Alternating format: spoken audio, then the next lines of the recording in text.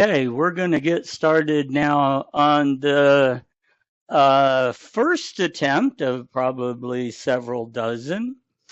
I've set up a multi-camera ability to take videos, and what you're looking at the moment on the main screen is the instruction guide that I downloaded from the internet for the touchscreen. Okay.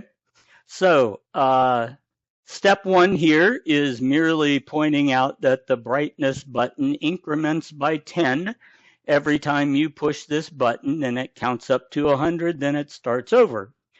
Okay, not a lot of construction to do there. Step two is going to be hooking up this DSI interface, which is the TV or the screen's interface to the Raspberry Pi. And that's done with a little ribbon cable. And we slide down here and pay attention now. There are two little tabs over here on either side of this fixture. Okay, so I'm going to try to do this justice. But I had to have Rana come over here and do this. See that little black tab right there and right here? If you hook your fingernails on either side and pop it out, it's this little tray looking thing. And this is, you need fully 100% hands, not mine, to be able to push this in silver side up and push that in and lock it in place.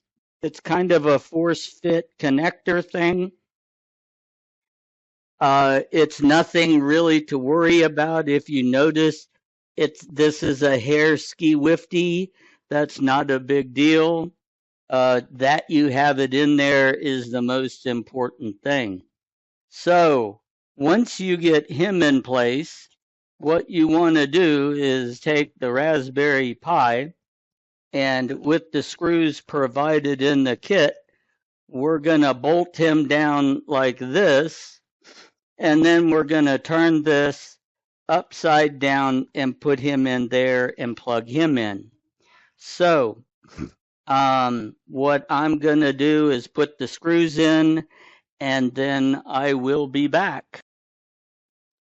Alrighty, so I believe my last film was a silent one. So we're going to do both films on this one. Look carefully at the edge of that Raspberry Pi, and you will see that we have the fixture down here. We have the brass guy that they gave us in the bag, and then we have the screws on top. So that is how this gets connected here.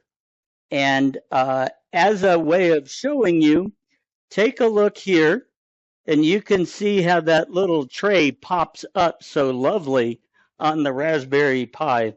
It didn't on the other guy the board itself. So I'm going to spin this around to where it's going to work for my right-handedness. And I'm going to see if I can do this in the next 4 or 5 minutes and see if I can get it and then splice it all up. And the first thing I do is knock the little thing down. Okay, now I have gotten it connected.